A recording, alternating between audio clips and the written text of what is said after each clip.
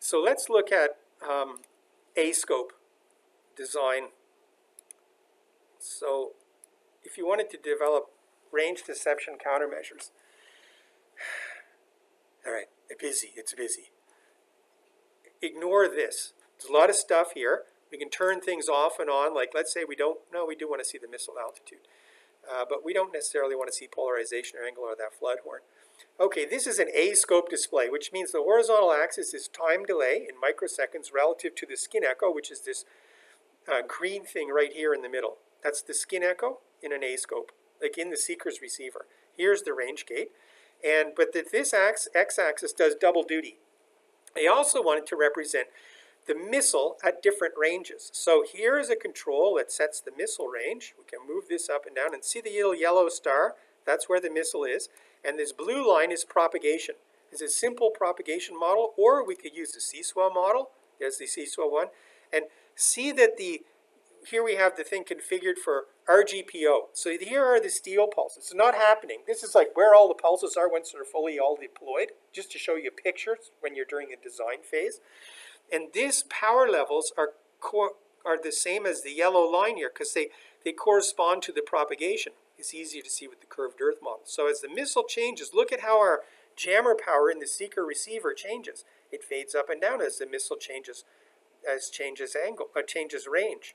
And if we can include polarization angle, so if we alter the polarization angle through Crosspol, where's the show hide Crosspol horn? As we change the polarization angle, you can see the stop motion animation thing changing. This is what really happens. Polarization is like a power mismatch. So it's like an attenuator on your ERP, your effective radiated power.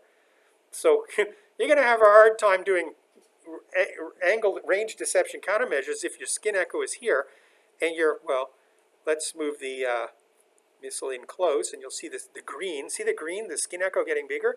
By the way, propagation does not apply to the skin echo. We don't normally apply that to the skin echo. The reason is the skin echo is multiple reflectors, and each one of those does have propagation applied to it, but it tends to wash out. They all average to 0. Some higher, some lower, yeah? So we don't consume processing time by applying propagation to all those little reflectors. But if you wanted to, you could. Propagation apply to ships.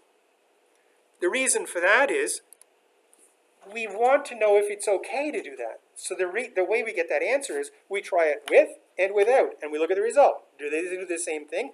Yes. That is some evidence that it's okay to turn off the skin echo for ships.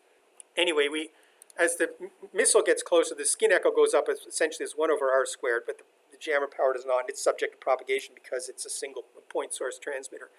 So why don't we try this? Like if you are this far away from the ship, 3 kilometers, and you have got a polarization at minus 13 degrees, you get a problem. Look at where those power levels are. See that yellow thing? They're there. If we rotate the polarization, that's a bit better, but is that enough? Oh, I don't know, we'd have to run it and find out. But just for now, for fun, let's just move the missile farther away. Now we got looks like we got a good power margin. So in this particular case, running through this, we have chosen to use RGPO, but we could use RGPI, or we could use both, or we could use none. We could add noise cover pulse there. The orange is the noise cover pulse, sits on top of the ship.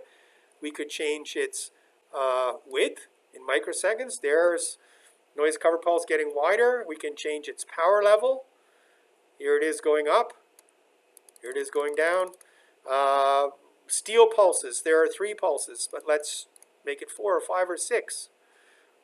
We could change the pulse width from 1.3 microseconds to 1.2. See, they're all getting narrower. We could change the pulse rise time. We can change the delay between the pulses. Let's put them closer together. Let's put them farther apart. Let's actually try and run it. Okay. Oh, by the way, we can include propagation or not include propagation. Let's not even look at the altitude because it's too cluttery.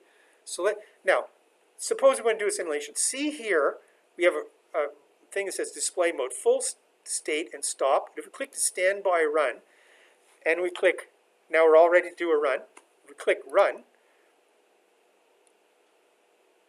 there's, what have I done wrong here? Yeah, there's the steel pulses. You know what? I'm going to stop this, full state stop, and get rid of noise cover pulse because it's just clearer. I don't know why this, okay, well there's the skin echo anyway.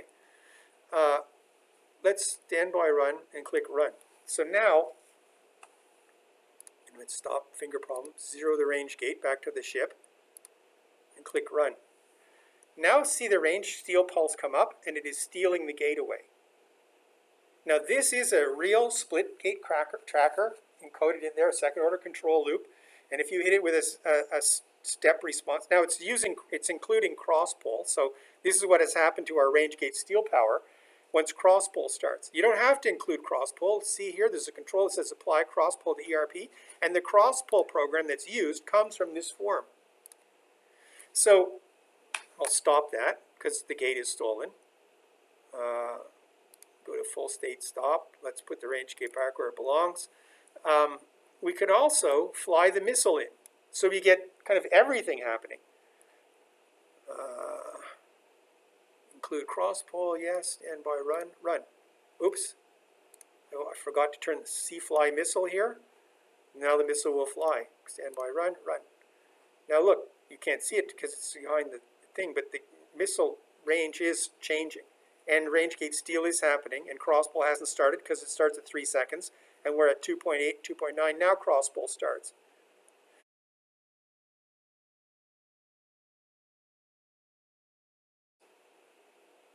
And I think it's right.